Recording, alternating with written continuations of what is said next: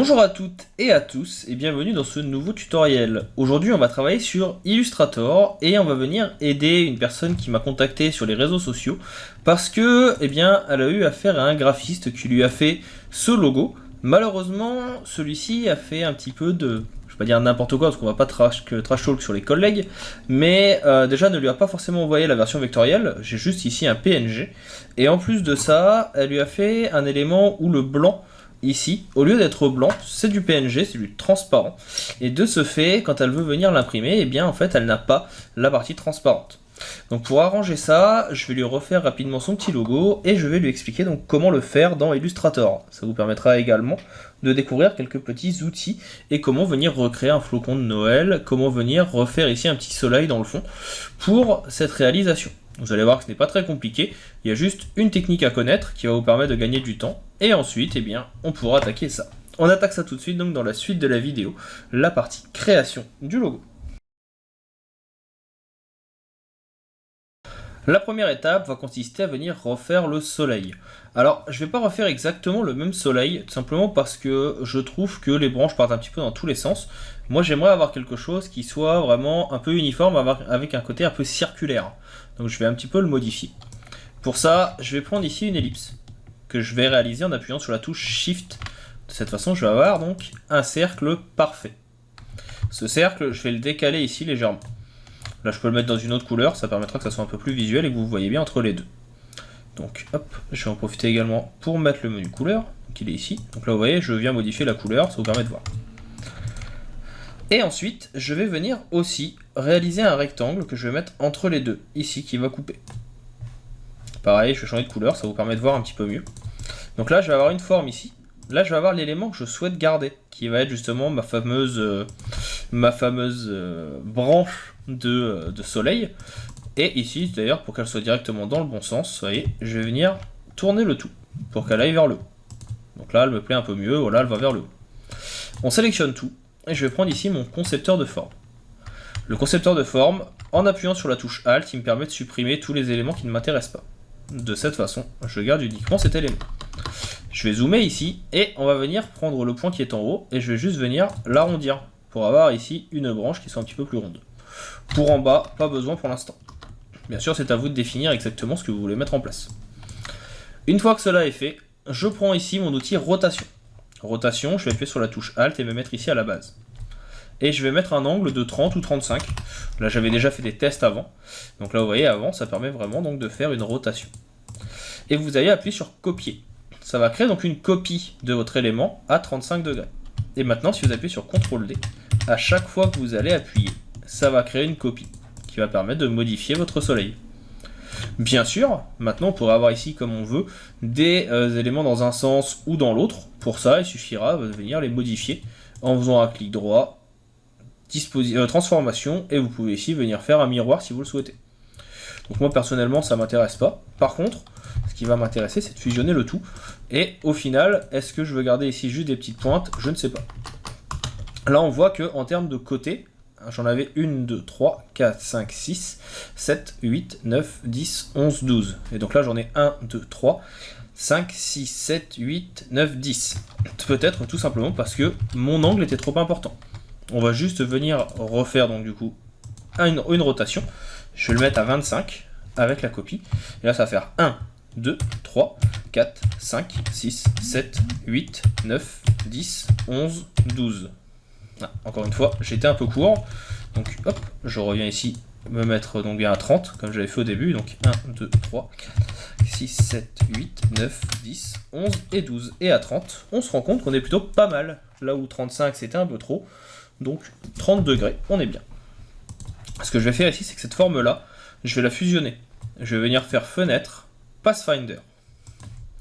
Et là, je vais juste cliquer sur fusion, de façon à n'avoir qu'une seule forme. Ça, c'était la forme de fond, la forme soleil, entre guillemets, on va l'appeler. Vous voyez que si je viens ici réduire un petit peu, voilà, je la mets à côté, on est plutôt pas mal. Hein. Bon, celle-ci était un peu différente dans le sens où... Voilà. Ici, on avait vraiment des branches qui étaient un peu moins épaisses. C'est une question de point de vue, c'est juste pour vous montrer, vous n'êtes pas obligé de faire exactement la même chose, ça dépend comment vous allez faire votre forme de base, mais le principe restera le même. J'ai jamais essayé et je me demande même s'il pourrait pas aller plus vite en venant ici faire hop, une petite étoile. Et après, on pourrait venir tout simplement, non pas arrondir, mais juste déplacer certaines pointes en venant faire des angles en sélectionnant certains points. Donc là, je pourrais venir sélectionner ici, demander à avoir un angle obtus. Bref, je pense qu'il y a des possibilités à tester de ce côté-là, mais pour le coup, je trouve pas ça forcément aussi intéressant. Une fois que cela est fait, avec ce petit côté arrondi, on va maintenant venir faire ici notre branche avec le, comme vous le voyez, le flocon de Noël. Donc là, je vais juste m'en remettre un peu droit. Le flocon, je vais le faire dans une autre couleur en attendant. Pour l'instant, je vais le faire en orange. Et il va être très très simple. En fait, si vous regardez, c'est toujours la même chose de chaque côté. Donc je vais faire une première ligne que je vais mettre en mode contour, ici un petit peu plus grande. Je vais venir dans le menu contour, fenêtre contour, et ici je vais le mettre en arrondi. De façon à avoir donc mon trait arrondi ici. On va le réduire un petit peu. Et on va venir en zoomant, eh bien, créer d'autres petits traits. Donc on va en faire un ici, qui va partir du haut. Je reste appuyé sur Shift pour avoir un angle à 45. Et ici, on va faire une petite duplication, ou une rotation, comme on a vu. Hein. Bon, il n'y a pas de possibilité. Moi, je vais juste venir ici faire un clic droit, transformation et miroir. Et pareil, dans miroir, ici, je peux venir mettre vertical, horizontal. Donc là, vous pouvez tester. Là, je vais le faire en horizontal, copier.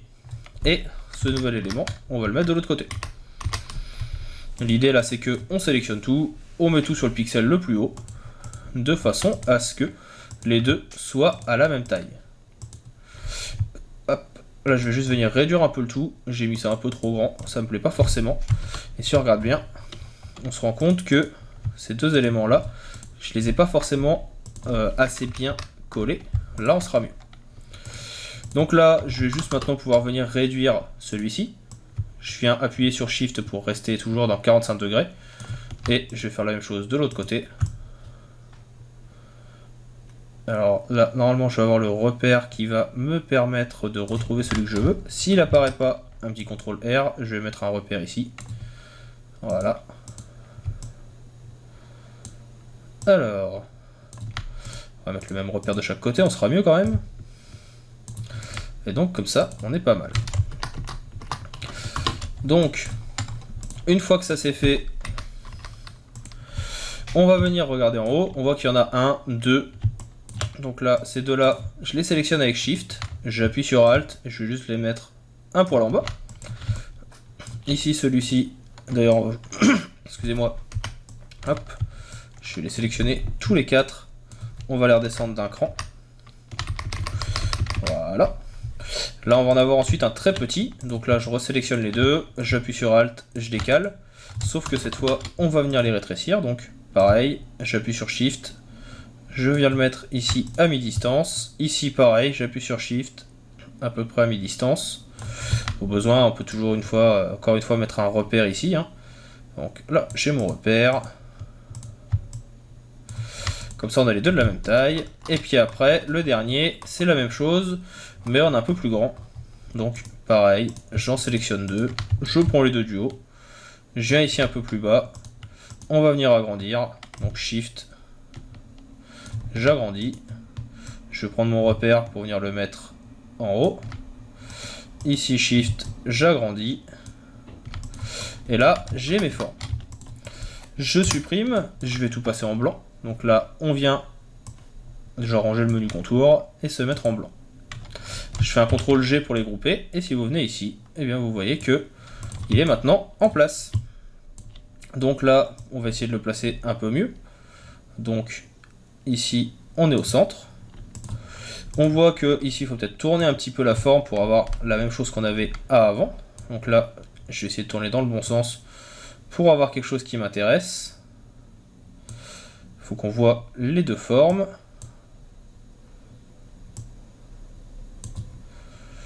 Voilà, plutôt pas mal. C'est pas exactement ça, mais ça commence à y ressembler. Après, on pourra toujours venir modifier par la suite. Voilà. Ici, je vais juste venir peut-être agrandir celle-ci. Pour que ça fonctionne bien. L'idée, c'est qu'on comprenne. Hein. Donc là, on n'est pas forcément au centre, mais on comprend de quoi on parle, on voit qu'il y a bien les traits, etc. On va peut-être venir le remonter un poil aussi. Voilà.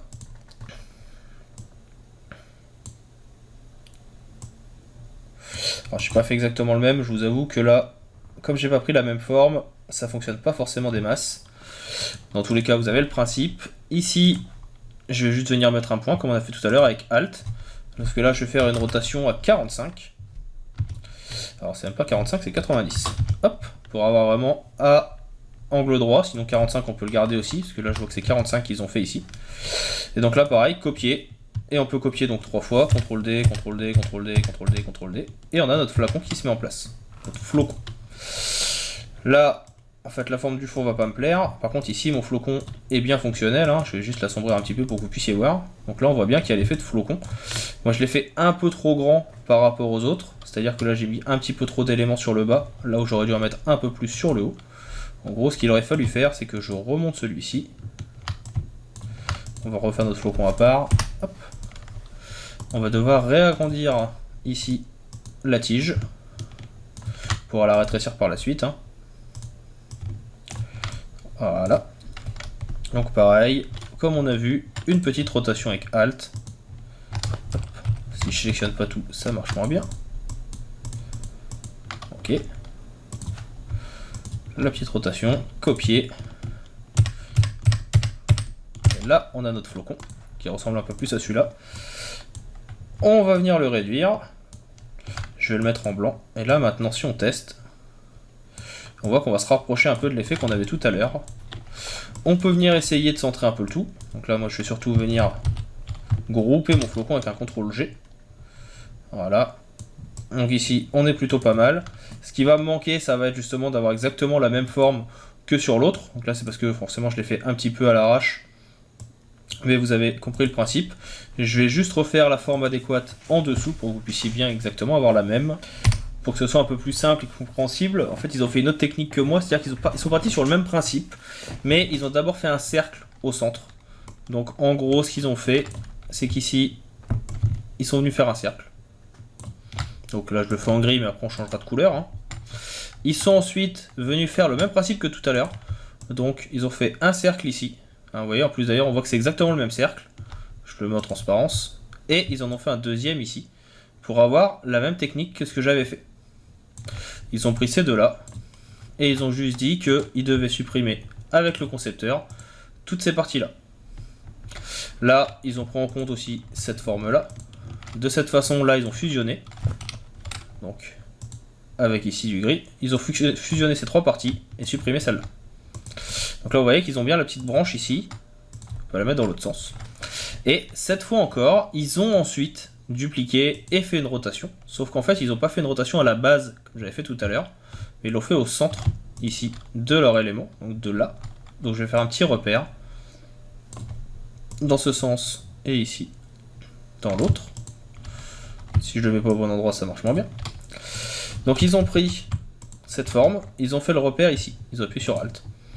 Ils ont mis à peu près 30. Vous voyez, peut-être même un peu moins. Ici, si je regarde bien, c'est plutôt même 28. Et ils ont copié. Et CTRL D. Et à chaque fois, vous voyez que ça tombe plus ou moins bien. Et là, ça permet de faire à peu près le même soleil. Il y a juste le dernier ici qui est un petit peu décalé. Donc là, moi je vais tricher. Je vais juste le redescendre un peu. Je vais sélectionner le tout, sans forcément sélectionner mon image de fond, qui ne m'intéresse pas.